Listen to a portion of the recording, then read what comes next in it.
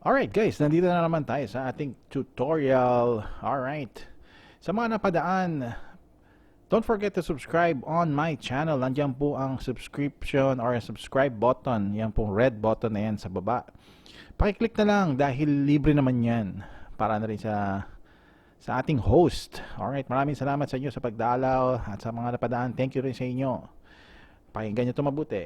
Ang topic natin ngayon is OBS Studio, kung paano maglagay ng mga image sa ating broadcast or sa ating live stream sa YouTube. Alright, lagyan na rin natin ng text. Yung may mga words, may mga text kayo sa inyong LS. Alright, at paggalawin natin din yung image, yung gumagalaw yung image. Alright, para magkaroon ng interactive or buhay na buhay ang inyong mga LS. Alright, so simulan natin. So punta tayo sa OBS. Alright, kung mapapansin nyo, ganito yan. Studio mode. Or pwedeng hindi studio mode. Alright, dito muna tayo sa normal mode. Alright, so dito tayo sa scene. Sa empty space. Let's say, mag-add tayo ng image. Alright, so click natin yung plus. Dito tayo sa image. Let's say yung image natin, sample. Ang pangalan niya, sample 1. Alright, dito tayo sa browse. Alright, tingnan natin kung saan natin sinave yung ating image. Normally, kapag nagsisave ako, lahat ng files ko concerning OBS nilalagay ko sa desktop sa isang folder. Ayan, ito yung pangalan niya, ingest. Alright, let's say ito yung image na gusto ko.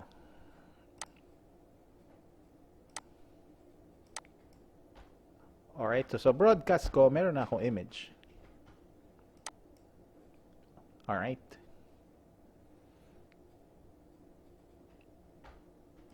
So pag pinalabas mo yan, sa yung LS, makikita yan. Alright.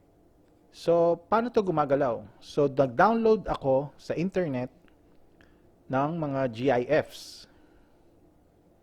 Or ano yung mga GIFs? So, punta tayo sa internet.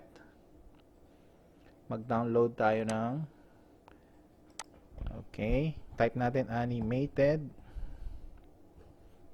GIFs.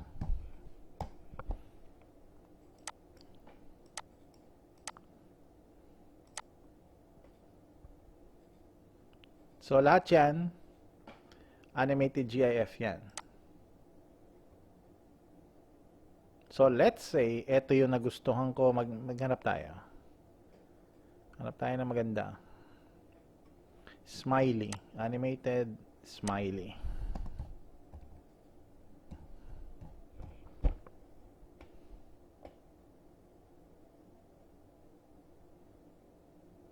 Alright, so, mamili tayo. Tingnan natin to.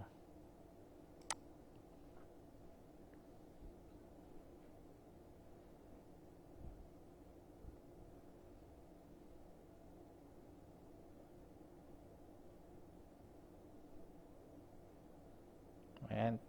Yung kumikindat-kindat. Download natin. So, sasave ko dito. Hindi pwede ma-download. Click natin. Download GIF. Ayan. Na-download na siya. Alright. So, punta tayo sa OBS. Click tayo plus. Image. Sample 2.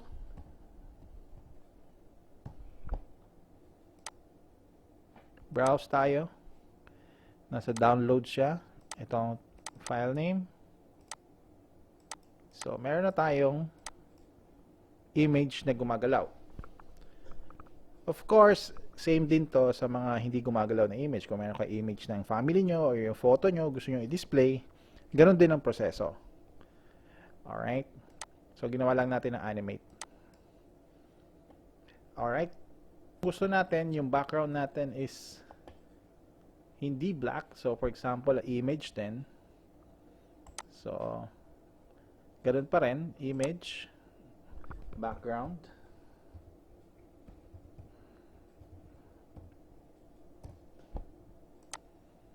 So maghanap tayo ng image na pang background natin. So resize natin para magkasya sa ating display.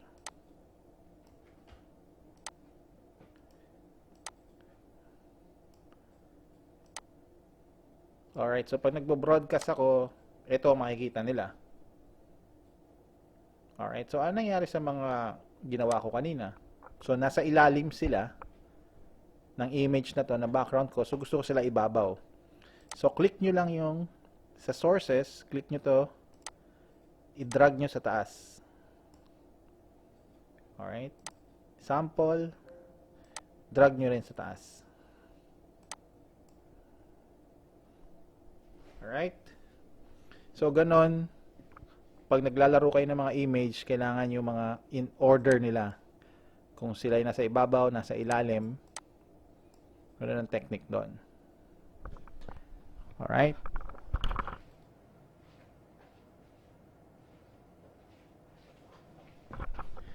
Alright, so i-add ko yung camera para at least ready to broadcast na ako. So click ko yung plus, video capture, yung camera ko. So ito na ako. Alright, so kung ganyan, dito ko pupwesto yung sarili ko. Alright, so gusto ko yung smiley nandito sa ibabaw ng yan. Ito naman sa ilalim. So ganun yung paglalaro ng order. Alright, kasi sino nasa ibabaw, sino nasa ilalim. Ano paglalaro ng image? So paano naman yung text? Paano tayo maglalagay ng text? So ganito yan, plus text. Kunyari, greetings sa pangalan.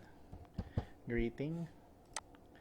Alright, so let's say welcome to my channel.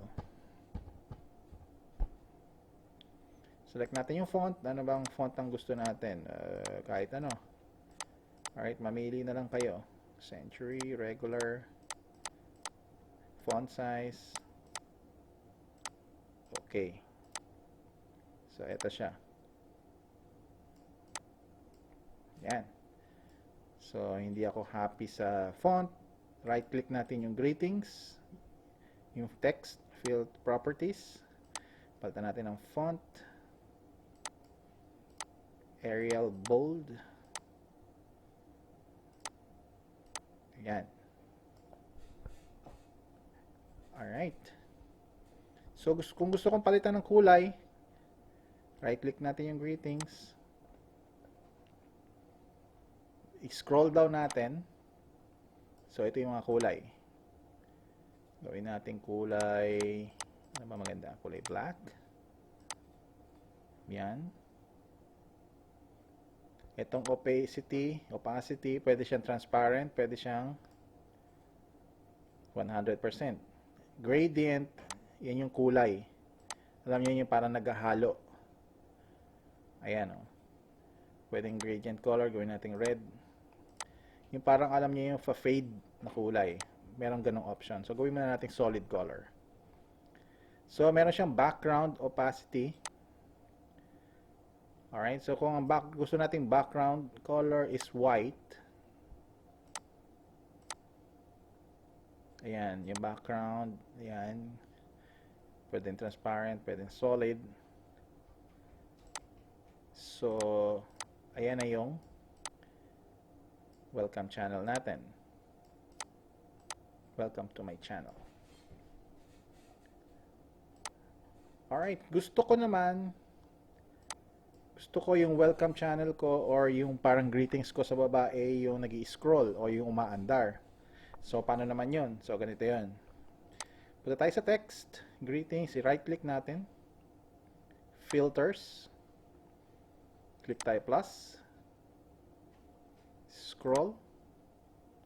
Scroll, okay na yan. Tapos, horizontal speed. Ayan, mamimili tayo. Pwedeng mapakabilis, pwedeng napakabagal. Yan. loop. Click nyo yung loop. Close natin. So, ayan. So, yung ating scroll text, ayan na.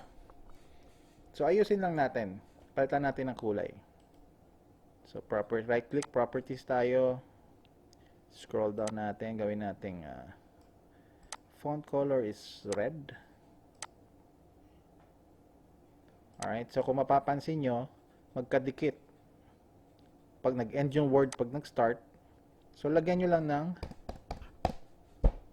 space. So, ayan na siya.